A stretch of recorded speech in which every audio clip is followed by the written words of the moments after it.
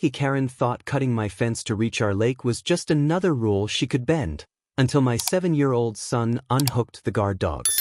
We watched from the porch as everything she controlled finally turned on her, and that's when our quiet Florida ranch became a story this town will never forget. The sound tore through the humid Florida air, sharp and desperate, echoing across the water like a storm siren rising from stillness. Karen stood beyond the torn fence, her pale blazer ripped, one sleeve soaked red as Rex crouched low, growling through clenched teeth near the gate. My boy, Luke, just 7, gripped the porch rail beside me, whispering, "Dad, she cut it again." His voice trembled, small and scared but knowing. The setting sun bled gold through the cypress trees, flickering over her trembling form as she stumbled back, clutching her arm and gasping for help. I didn't move. Neither did Luke. The only sound was the soft panting of the guard dogs and the distant song of crickets starting early. Before we go on, please, where are you watching from and what time is it right now? I want to see how many families, parents, and neighbors are feeling this story across the country tonight. Your comment helps this message reach more people who've faced unfair HOA rules too. Her clipboard floated near the reeds like a white flag surrendering to the lake. The fence wires dangled, sliced clean as if by anger itself. For a moment I felt justice. Rough, honest, unspoken. Then guilt slid in quietly, heavier than heat, because no one wins when pride draws blood. Luke looked at me, eyes wide, searching my face for permission to act. I said nothing. My silence made the choice for both of us. She screamed again, louder this time, and the sound tangled with the wind until I couldn't tell if it was fear, pain, or something deeper. That was the night our peaceful ranch picnic turned into the story this town still whispers every summer by the water. It began 7 days earlier, bright morning lights spilling across our driveway when Karen's white SUV appeared like a warning disguised as courtesy. She stepped out crisp and polished, clutching her clipboard like scripture. "Fence stays open Saturday," she said. "The HOA needs full access to inspect the lake." I smiled the way my father used to before saying no. "Karen, it's our annual ranch picnic. My family's been hosting this before HOAs even existed." Her lips tightened. "Rules don't skip generations, Mr. Danner." She turned toward the lake, sunglasses glinting like tiny mirrors reflecting her certainty. I noticed how she never looked at the trees or water, only at boundaries, lines, and the power printed on paper. After she left, I ran my hand across the old cedar posts, feeling the grooves my grandfather carved. This fence meant roots, not rebellion. That night, Luke helped me polish the smoker. "Why is she mad about a picnic?" he asked. "Because," I said, "some folks need enemies to feel important." The frogs croaked loud by the dock, and the air carried the sweetness of cut grass mixed with quiet tension neither of us could name. When the porch light flickered, I thought of Karen's words, inspect, access, rules, and knew something was brewing bigger than a barbecue. I told Luke to keep the dogs close all week, not knowing how much that order would change everything. The morning came soft and golden, mist curling above the lake while bacon sizzled and country songs drifted through the pine grove. Family cars lined the gravel road, kids laughing, smoke from the grill winding skyward like a prayer to summer itself. Luke helped hang banners across the barn doors that read "Ranch Picnic, Family Only." His small hands worked with pride older than his years. Karen's SUV passed once, slow and silent, her tinted window gliding down halfway before rolling up again like a watching eye behind glass. I brushed it off, told myself she'd stay away, told Luke not to worry, lies fathers tell to keep a child's joy unbroken. By noon, everyone was eating, the dogs resting by the porch, leashes loose but minds alert, trained to guard the property's quiet perimeter. Then the wind shifted, faint metallic clink, like wire snapping.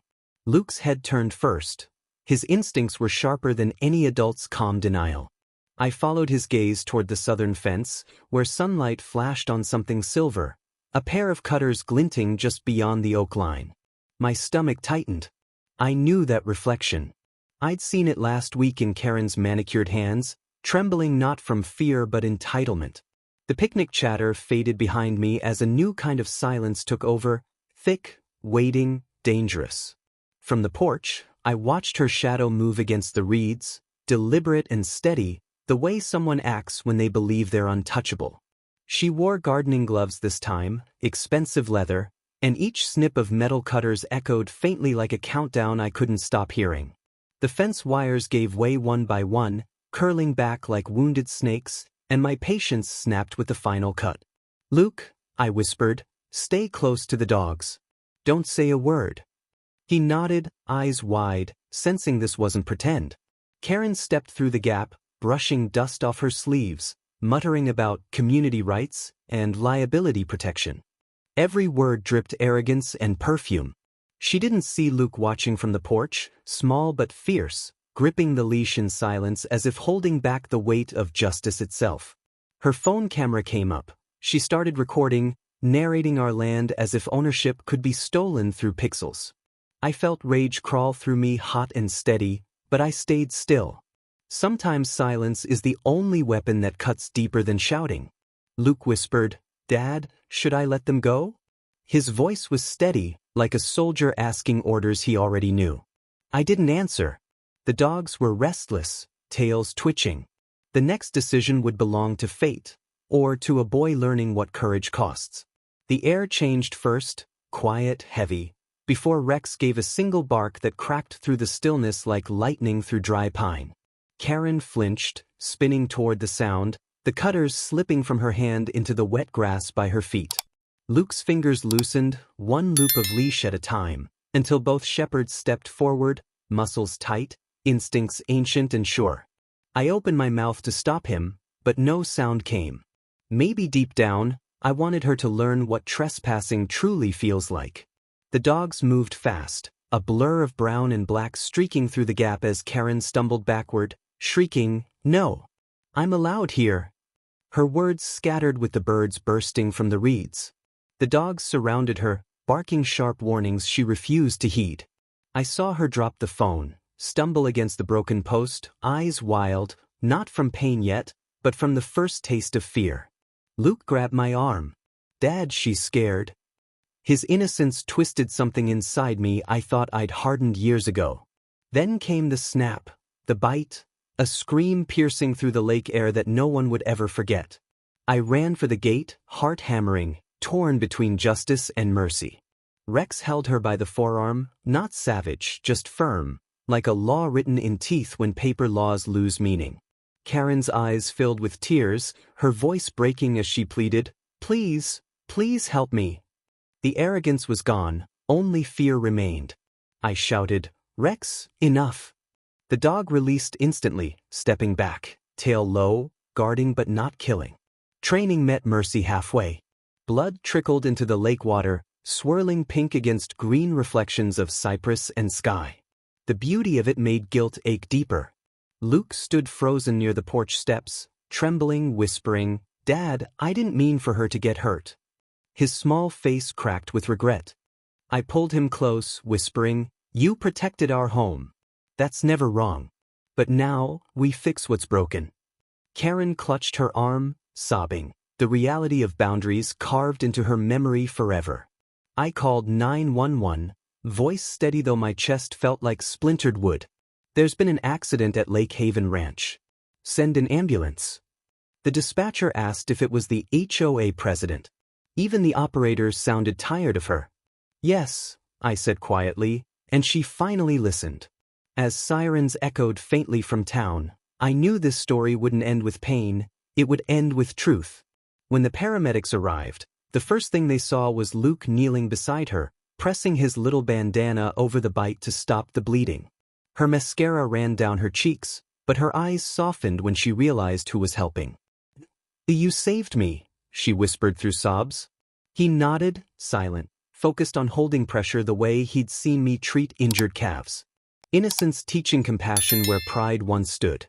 I stood back, watching my son do what I hadn't, choose grace over vengeance. Sometimes redemption wears small shoes and dirt-stained hands. The lead paramedic, a man named Oren, looked at me and said, "Your boy's brave." "She's lucky." I just nodded, unable to find words. Karen avoided my gaze as they lifted her onto the stretcher. The lake behind her shimmered gold, as if forgiving the trespass already. I told Rex and Luna to sit. They obeyed instantly, calm again, guardians turned gentle by one boy's quiet heart. Luke looked up at me and whispered, "Did I do right, Dad?" I said softly, "You did better than right.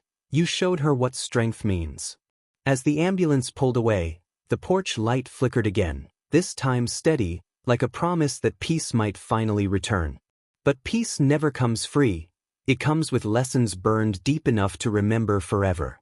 The HOA board called 3 times, voices sharp with concern masked as legal curiosity. "We'll investigate," they said, as if truth needed permission. I told them calmly, "She trespassed. She cut the fence. Everything else was consequence." Silence followed, heavy with their fear of being next. Luke kept checking the porch every night, leaving water by the gate, whispering to Rex, "No one's crossing again, right boy?" Karen sent no apology, only a typed letter through her lawyer citing unfortunate events and liability questions. She couldn't even sign it herself. Still, rumors spread fast. How she screamed, how Luke helped, how Rex didn't let go until I commanded. Legends grow easy in small towns. Neighbors brought pie, pretending sympathy but hungry for details. I gave none. Some stories aren't gossip, they're warnings dressed in silence. Luke asked one night, "Do you think she hates us?" I said, "Maybe. But she'll respect the fence now, and that's more than friendship sometimes." The lake stayed quiet for weeks, the water smooth, reflecting the fence mended tighter than before. I watched the sunset one evening and realized boundaries, like love, only hold if defended kindly. That night, lightning flashed far away, but our porch stayed dry. Some storms never return once they've taught their lesson. 3 months later, her SUV rolled up again. Slower this time, windows down, her arms still wrapped in a thin white bandage. I tensed, expecting another lecture, but she stepped out alone, hands empty, no clipboard between us this time. Luke peeked from the barn doorway, cautious, the dogs alert but silent. Karen's eyes softened when she saw him. "I came to thank your son," she said quietly, then said, "I understand now. Rules don't mean respect if they erase people."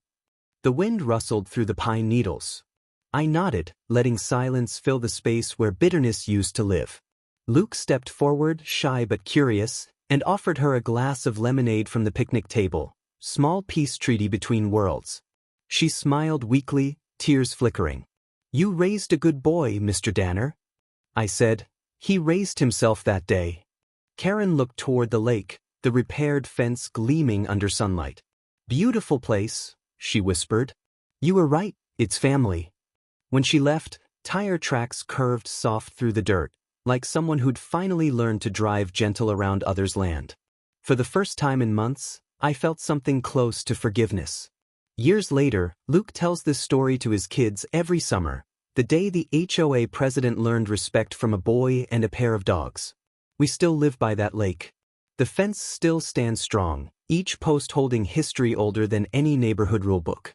Karen moved 2 counties away, started a rescue shelter for animals. Life has strange humor. She now saves what once scared her most. Sometimes I sit on the porch at dusk, the air thick with jasmine, and I can still hear that distant scream fade into laughter. Luke's children chase fireflies where the wire once broke, and I see in their joy the circle closing gently around old pain. If you asked me whether I regret that day, I'd say no, but I learned mercy needs strength just as much as fences need repair. The lake reflects it all: the fear, the healing, the peace found in boundaries honored instead of broken. When I hear barking now, it sounds like protection, not revenge. That's how I know we've all grown from what happened. Karen's name is never spoken bitterly anymore. She became part of the land's long memory, neither hero nor villain, just human. And every summer evening when the sun dips low, I whisper to Luke's kids, "Never cut a fence unless you're ready for what crosses through."